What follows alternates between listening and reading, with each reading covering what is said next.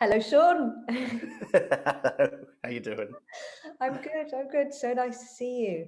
And we were just trying to remember when you came to Physical Fest. We know you've been two times. The first time was one of our favourite years ever because it was the year that we met Sean Kempton and the year we met Hilary Chaplin.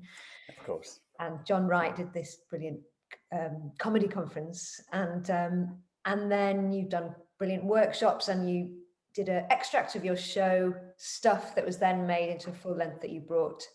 Not sure what year, but it was beautiful, joyful, and we loved it. So, yeah, welcome. Hello. And where are you coming from today? Where am I coming from? Well, this is great, our great world of computer bot heads. I'm currently in an Airbnb with no internet in Worcester because I'm doing a show with Vamos Theatre, who are based here. So that's my little satellite. I've just run back from doing two shows and have cleaned my face of eggs, flour, and everything. I've just had old ladies throw at me. So I'm now presentable for you. Good. Oh, you could have come like that. It would have been fun. Yeah. So yeah, we're talking to lots of artists that we've really loved at Physical Fest over the years about how they make work, creative process. And I know because you were working for a long time with Cirque du Soleil, weren't you, for Yeah. many years, and now are still working for other people, but you make your own work. Yeah, I'm kind of a weird hybrid actually. So yeah, I trained as an actor, physical actor, a long time ago, 1991, I think. Worked as an actor and was making little bits of work then, but not kind of really understanding it. Then I went to the circus and set up a company.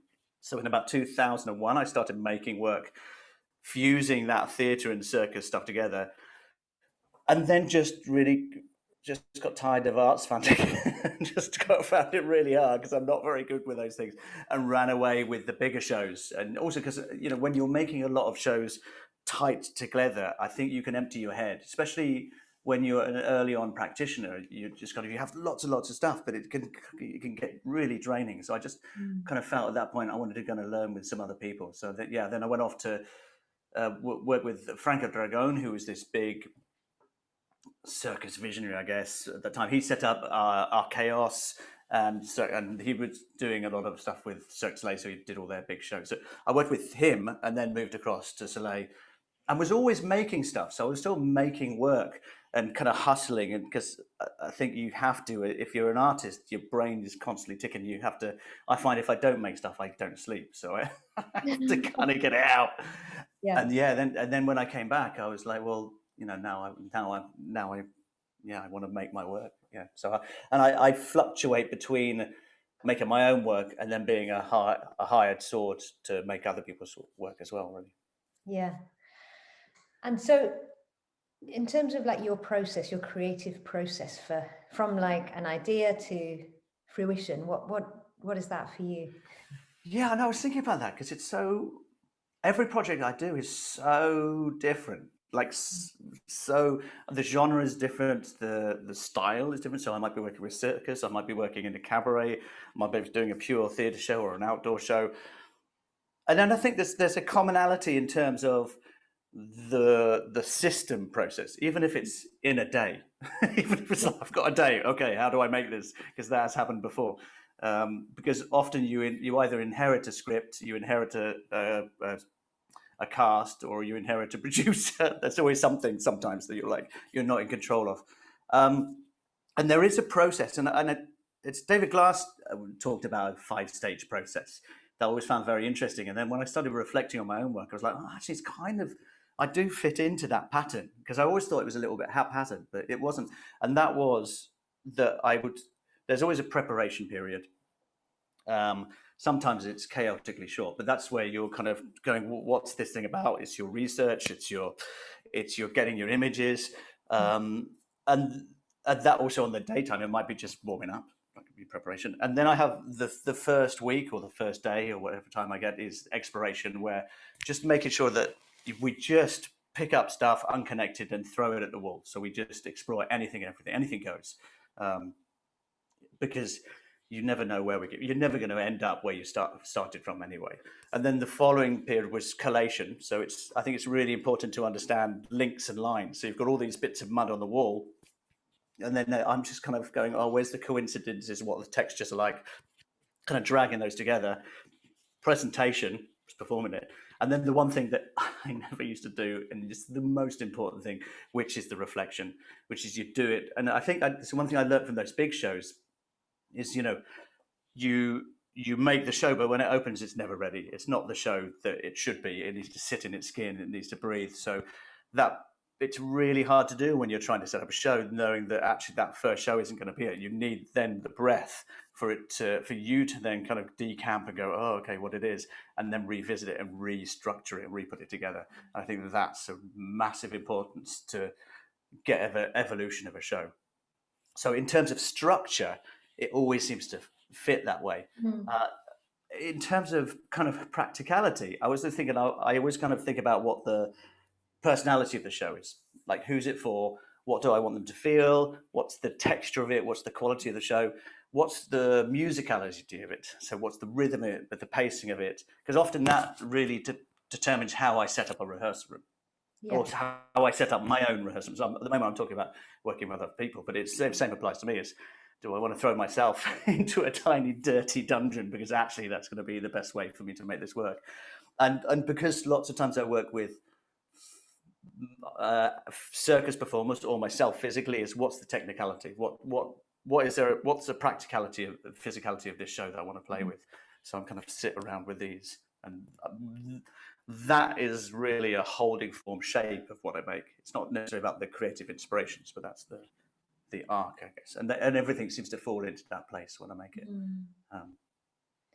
And how much do you decide beforehand? I suppose, do you have, you talk about obviously there's some things that if it's an outdoor show, it's an outdoor show, but aesthetic or things. Do you have a kind of do you keep it quite loose, or do you go no, I know there's this and this, and Yeah, it's funny because I would lock myself down in fairly early. When I was in Vegas, I was getting it's almost like a bank job. You get these, you work in these big, amazing shows, and every day you're there doing these big, amazing shows, and then you're like, oh, you lose the possibility of not getting a job. It's like, oh, maybe I could get a job next week, and I'm in this dream world where I'm actually full-time employed doing an amazing show. But creatively, I needed to make, so I set up this cabaret that was after the shows, about 12:30 at night, in these really rough, scary bars. So every month I would make an act. I would kind of go, right, I'll build something. I give myself a deadline, so I have to create something every month. And first off, I started unpicking really classic clown structures. There's some formulaic sort of comedic structures. So I thought, how's that, and how do I do it? And then I started sort of making my own work on it. But what I found is I was really locking myself in, okay, this is what this is. And it meant that there was no breathing in the work that I was making. And that was really problematic. So if I came in with a really rigid idea, then there's no progression with it. There's no ability for it to kind of grow and evolve. And I think as I've got a little bit older with making, that understanding that, and the humility to be able to go, I rip it up, it's got to rip it up, got to tear it up. It's really hard to do because you want to make sure you fix it. But got a weird Abode flash thing. It won't have come up on you. I'm just moving my Abode flash to the side.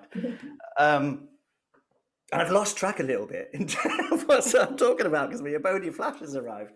The room to, if you go in with too much of a strong, it's got to be this, then. Yeah. So sometimes I think there's a massive advantage of, interesting, at the start of this year, I was making a show. During the middle of the pandemic. I took this show to Monaco and did a live Spiegel Tent variety show. I don't know how we managed to do it, but people have a lot of money in Monaco. That's how we did it. And then when I was flying back, I had a phone call from the National Circus School, where I kind of teach sometimes, saying because suddenly England's gone into lockdown, they needed to move their ensemble show. And would I like to direct it? And I was like, oh, maybe I'd like to direct one of those. That'd be good. I said, when do you start? Tomorrow. Oh. Okay. So I had no time to kind of have that moment of reflection of what do I want to make, what do I want to kind of think about. So on the plane home, I one thing wanted to look at.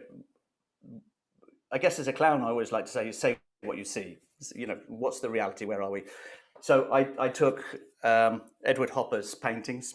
There was something really lovely about Edward Hopper, particularly at the moment, which I think they're quite isolated, and it's a snapshot of a really interesting period of time in Americana. And because all of these guys were back at their own homes with their own phones, isolated, and also the filmmaker Roy Anderson, who is a Scandinavian, who I've got a bit of a crush on as his work. But what I liked about him is his point of view. Often the story is something that's happening inconsequentially behind, where you have a main picture and then something else is happening here. And I like the idea of observing in on that. So that was the starting point for these guys. And all my work always comes back to the people I'm working with, whether it's me or whether it's them. Is who are they? What's the honest moment? Because whilst my work is really, really painful, I want to painful. It can be. It's terrible. Don't come to they're terrible shows. Painful, but I think there's a big element of playfulness in my shows, but also hopefully there's a connection to there as well. So there's an emotional honesty to it. So trying to draw all that around. Whereas other times I've kind of had the luxury to kind of go, actually, I really want to explore that. And then I have the time to research. I have that nice time where I can kind of look at paintings, get music and start things. But often, sometimes then you have too much information. And it's like, well, actually, it's quite broad and I can't just attack that whole subject. I need to zoom in on that. Yeah, I just making me think about lengths of time. It's always a question I ask myself. Like, someone said to me that I think you're better when you don't have much time. I was like, oh, really? Yeah, I think I don't know. I mean, like how long? Yeah, I like what was really nice about the show I'm making with Vamos, though, is Vamos. I'll talk to Rachel about it. She'll tell me out. Is that actually we made it in the first draft of it? We made it in a very short period of time, and then put it out there to explore. And then we had nearly 9 months to sit on it. And then when we came back, we pretended we did work on it. We pretended we thought, but really neither of us thought about it until we got back to the rehearsal room. But then that time had matured, and we again just had all the other information that come into it. So when we did revisit it, it was kind of much more weighted, and then our progression over the rehearsal period for the next stage was really skyrocketed. And I think sometimes it's the time apart to give you that breath. You can think too long sometimes about. You can really get. I think people stop making or don't get into making because they worry too much about what they're going to make. And they think, well, it needs to be about this. But if they're searching all the time, it's really hard to find. I think putting yourself in the shit and giving yourself a deadline is really important. And that's what happened with Stuff. Is I came back from one of the big contracts with Soleil, and I went, I need to put myself in trouble because I'm paying to 3,000 people, and I need to pay to 5 people and just find out who I am as well as this big person. So I booked. There's a festival a little fringe festival where I'm from down in North Devon, and their deadline was 2 days later. So I just went, what are the questions? Okay, I sent it off thinking, well, this is a hack job. No one's going to let me do it.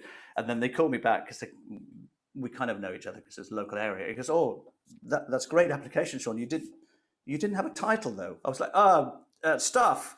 And what's it about? That was my daughter had come in and said, it's about my daughter.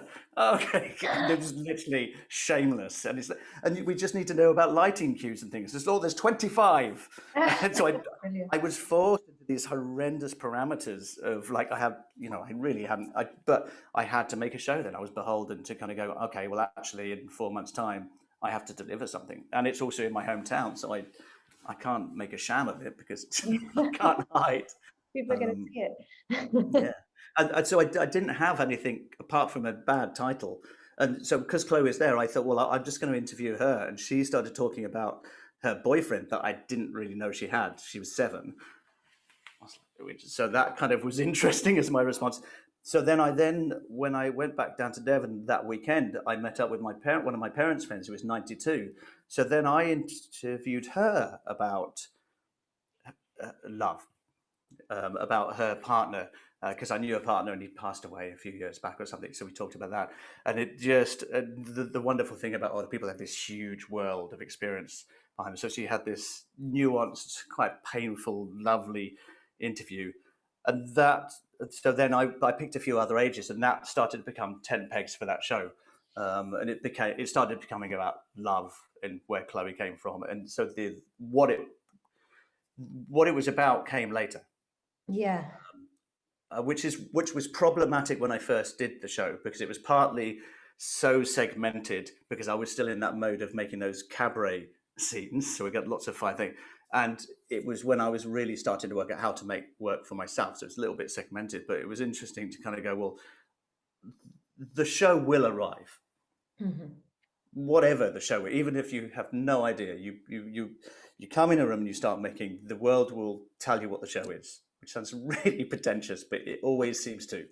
You just have to step off the cliff. Yeah, definitely. And you can have, I mean, as much preparation as you want, can't you? But when you get in the room, you know, it changes and it like becomes its own thing, doesn't it? And then you're like, oh, okay, that's what it is going towards. And like you say, obviously, it's the people, isn't it? it's only about the people. Yeah, I think it's who's in the space, who's in the room, and where you are. So if it's Ellie making a show, it's where is Ellie at that point, and that, because if you bullshit an audience, I think they see it anyway. And if you preconceive, you're going to get frustrated because you're trying to push that square peg, and you've already moved on because you thought of that 4 months ago. you're in a different place, and the world's in a different place. And I guess like with your work, and I mean, I've just seen the show, that show, which is very personal, isn't it? It's very. Which one? The stuff. Oh, stuff. Yeah. Oh, super personal. Yeah. And what? So what are you thinking of like next for your own work? Where are you with that? It just seems bonkers. I think I have kind of an open stream. One thing I have to keep now. This isn't another crazy thing. Is it's supposed to be a folder, but it's actually every room in my house. Where every time I see something or hear something that kind of makes me go, a piece of music or a picture or something, I start chucking it in this file.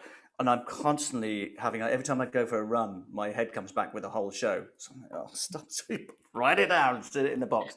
So I've got these kind of terrifying little folders around my house of show ideas.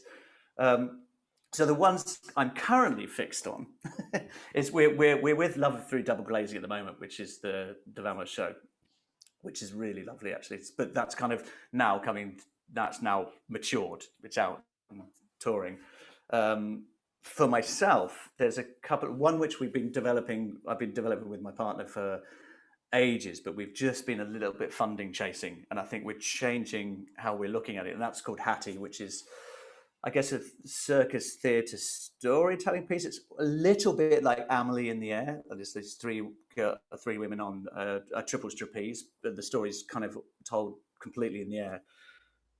But it's also about, and it sounds clunky now because everyone's doing it, and this is where we're coming from a long time, but a little bit about isolation and loss. When we were in Japan touring in 2012, I think it was, we were there during the earthquake and the tsunami. So there's this kind of, it was such a funny, strange time in a massive collective community. And there came up fairly recently about up in Sendai, where the big tsunami was. They've been setting up these telephone boxes where people who have lost ones could go up and just phone up, and it's a deadline, and they could just leave a message. Yeah, and it kind of really resonated with us. It's really, and because we were looking at loneliness and isolation, so it's starting to become a little bit more of a community integrated project as well. So we're going to go in with Worthing Theatres and take over Hattie Town. We renamed the town because why not? And we're setting up post boxes and telephone boxes and various things, and getting the community to build this kind of village that they can post letters to, and develop that show. It's funding pending. And another one which is super daft that I started scratching up earlier on this year with Joey Robertson Holden. I don't change yes, her name. yes. Joey. Everyone knows there's a Joey. If you watch this video, I'm sure she seems to know everyone. And it was initially I wanted to do a show about a two-person clown show about Das Boot, which is the 7-hour German look at the U-boats in World War II. But there was something really lovely about the clown relationship between Joey and I, and it became a lot about the disintegration of rural communities and the losing of the pubs and the butchers and and this sort of world, as well as us trying to put on Das Boot. So those two, I guess, are the shows that I'm making for myself. And there's other ones that I'm running around pointing at people, but that's different. Yeah, you've got so many shows. It's like, so you're not short of ideas or inspiration. It's just like constant. No. And it's problematic though a little bit because I don't sleep. I think if I start, I don't know if you're the same. Once you start working, I don't sleep. That's it. I'll stay up all night because the head starts kind of emptying, which is why I run or try and exhaust myself out. But yeah, inspiration comes from a kettle or a crack in the wall or an art gallery or whatever. Yeah. And do you think I don't know whether the answer was in the last two shows that you were talking about, but those ideas came before, didn't they? But what from this period and of this change and whatever's been going on with you during this time, that processes will change or work will change or Yeah, it's funny because I've done both really. I mean, it's one, the Love Through Double Glazing was a direct response to COVID, and that's a show that we're taking to care homes for people living with dementia, and we perform outside the window to people inside. We cause chaos, and they cause chaos inside, and we didn't know how that would translate with an inch thick of glass, trying to be really honest and cognitive with people. But it's brilliant because you feel this utter need for release, both for the people who are working there and the residents. So it's this, and it's become the naughtiest, most chaotic show I've ever done, and it's so rude. Like I can't believe some of the things I'm allowed to do or told to do by 92-year-old women, but we'll keep it to them. And then at the same time, we were able to take this 12-piece with 4-person band variety theatre cabaret into a tent in Monaco, at the same time, and it was still COVID compliant, and we would do that, but they still seem to breathe. There's a way around it. I think we could still make human connection, and we might change the environment that we play in a little bit, but the heart is still the same. I think that moment of play, that moment of connection is still there. And I think actually now there is such a bigger need for a joyful release. It's almost to our advantage. It's just a little bit scary because the parameters are there. What we're finding a little bit is that we really have to persuade the owners of the world, so the venue people or the things, that it will be all right and we can do these things. But I feel like as a clown, I've always done that, going, it's fine, I'm allowed to do that. As a clown, you're always trying to break the rules, and there's another form of breaking the rules with a little bit more sensitivity because there's another consequence on the line, But I feel this need. It sounds really silly, but you just really see it the moment you start playing. The audience, people who would never play, go, and they're off, and you could just sit and watch them because they become the show. Then it's great. And that kind of the live connection, isn't it? I mean, you in your work anyway. Not all theatre connects necessarily. It's like a wall, isn't it? Sometimes, Yeah.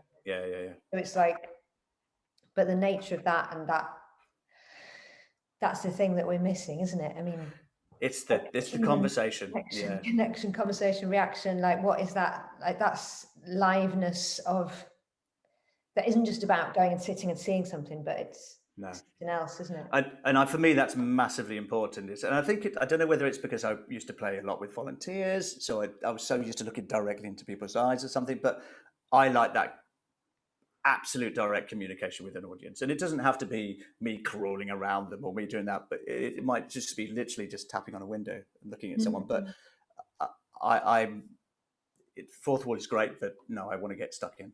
I think that's it. Especially at the moment. Yeah.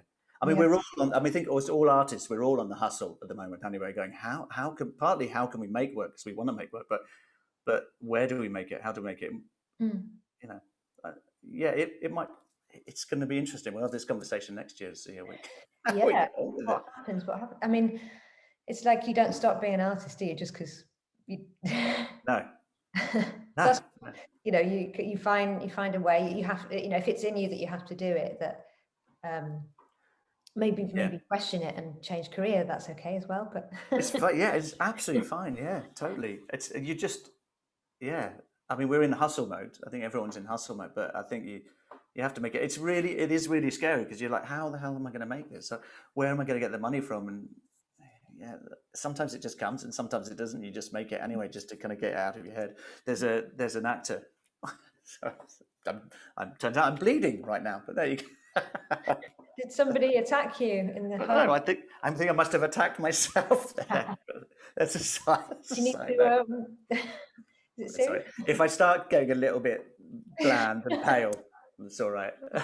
But he you know, he's an actor who kind of really does a lot of TV stuff. But he was saying, well, we should do something in the common here. Maybe we could go down the streets, and you could really see it was like water. He was trying to find the cracks of how can I just want to make. I just want to make, and you saw that urgency in him to kind of go, how do we do this, and how do we respond? And that I found really interesting. Yeah, I kind of like that bit of a change as well. Maybe breaking the normal system somehow a bit. A little bit, yeah. I think it's a really terrifying thing. Sorry, I'm making this really long now. No. If you are all still with us, I will do the next button down. But I was talking to the second year students in Montreal, actually, the Montreal Circus School, and just saying it's actually a really interesting, because I think they're like, well, we're coming into a broken system. We're coming into a world where work isn't there, and you know, and when it does start coming back, it's all the people who've worked before are going to get it. But I was saying, I think you're actually in an amazing time where there's a time of reinvention. It's not often we get times of reinvention, and I think this is an opportunity to restructure how we make work, restructure what work is. And then the first people, so the year above you and the year above that, will make it, do a horrible job of it, and you'll look at it and go, but it's that, and you'll be right in the right place to kind of create a new form. And the old forms will still be there, but there will be some exciting evolutions out of it. Yeah. It's the same as, I guess, when all the theatre companies were decimated, kind of, and really interesting work came out. I can't even remember, but late 80s, early 90s, I guess. Kind of all those companies sort of came out of a reaction of going, well, God, it's just been blown apart, so let's do this. And you've got this wave, and I think it's long overdue for a wave, I think, you know. Yes. I was going to ask you about a little bit just about, like, obviously that you're talking about interacting with audience. Yeah. How much, like, you know, it's very completely like important for your work and makes the work, I guess. And I really remember you reminded me of being in Physical Fest and you talking about how you choose volunteers and your skill of choosing volunteers. I really like that. But how much do you test out with audiences and change the work as you go? I guess it depends. I know because you work on a lot of different types of show, but I suppose I'm thinking more of like the clown work on. Yeah, well, I think that absolutely needs to breathe, and I think my aim, if I was making clown shows now, is to leave it a little bit more open, so I have more space to kind of explore it and then kind of tie it down. I think it's a bit like Trickfeed doing that as well. I'm going, right, I'm going to go out there and kind of put it out there and see. You have, for that free play work, you have to put it out there, because the stuff you think is going to be brilliant is never going to be the brilliant thing. It's the bit where you kind of got lost a little bit on the way out, and people start laughing, and you're like, and then you might not even recognize why that was funny. Then you have to kind of go away and pick it out, and then just sit in that silence. Often, I think it's just because when you're planning, you plan too much. Often you get either over conceptualize something, or you over plan it, and it's the simplest thing. My wife's always like, "Oh, you're doing too much. Just stand there." I said, "Standing there's not going to be funny. Just shut up. Just shut up and stand there. That's it." And you feel like you have a responsibility to fill the time, but it's not. It's that again, it comes back to you're the interesting person, so they will find the game in that. But I think even with shows that you've built with other people, I think it has to be fluid. You have to be able to then rewrite it and kind of go. I'm a great believer now, and it's taken a long time to do that. In rehearsals, even to the last minute, I'm happily tear and throw the whole show up and start again. In fact, I did that with Soul Rebel Tap. If they're listening, I'm really sorry. I think 2 days before we did our final presentation, I didn't sleep all night, rewrote 70% of the show and said, right, we're redoing 70% of it. I think they felt a little ill. But because at that point I realized that's what the show is. And there's no point us kind of keeping going down this because it's not going to serve it. That's the sense of what it is. And you kind of, again, it's the stepping off the cliff. You have to kind of go, okay, I thought it was this, but actually the show's told me it's this. We go that way. And it makes sense to make that change, doesn't it? Even if it's like, because often, I don't know, sometimes you just know, don't you? And then I've done that loads of times. And I'm like, but I still don't make the changes for ages. Yeah, and you drag on, and it's tough. Because it's a tough one, because you if you're doing it for yourself, it's tough because you're like, I know this is going to be painful, because actually it's so vulnerable. I mean, putting your own work out there is so horrendously vulnerable. And people who do it consistently, they're superheroes, because it's like you're massively vulnerable. And even if the show works and is successful, you still come away going, oh God, I'm exhausted. Why have I done that?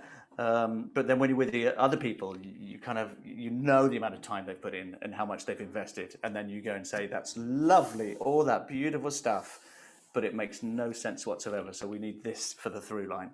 Yeah. And it's very delicate how you deliver that. Again, it's this people management thing. The same way as you have to people manage yourself. Although it's interesting making solo shows. I don't know if you're talking to the other ones. Often I will be in the room with myself for a long time, which is a very weird way of making a process. But you have to, at some point, have an outside eye. Just, you've got to have it. That's come up with a few people who can't be in the room on their own. Most people have said that. Yeah. You procrastinate or fidget. Well, the problem is the clown in me. If I do that, I'll have all these ideas. I'm going, I'll do that. Put some music on. Spend a day going. Done a few doodles. When's the show? I'll just do it when the show comes up. It's like, and so usually that will be, I'll just wang it out because I know I can kind of survive. Whereas if I'm beholden to someone in a room, they're like, come on. Yeah, very different, isn't it? Yeah. A little bit, yeah. So I could keep talking for a long time, but I'm going to finish with these questions that I've asked everyone. I'll say what they said. And I just like to feel like I'm an interviewer. Good. Sorry, I will be an interviewer. So 4 final questions. Who is 4? 4. Not too long answers. Who is or are your greatest inspirations? Right, oh, bloody hell. That's a really tricky one. Who am I? It's one of those you can go kind of many directions, can't you? If I was talking theatre practitioners, I think we answered this before. There was a couple of shows that I remember very key. Ever so often you get a show that makes you go, and that, because it kind of makes you go, that's the sort of stuff I like to make. Which was when I left drama school left in 94. I think it was the next year after that Robert Lepage brought 7 Streams of the River Ota. So his version of that, which is the 9-hour show, that changed, that consolidated what I was like. I wasn't seeing any of that sort of work, and I was like, that's what I want to do. I want to do this work. And then Robert Wilson's Black Rider. Robert Wilson was so super stylistic, and that was really, really cool. Peeping Tom, we've both talked about Peeping Tom, particularly Rue van Wildebilderslip.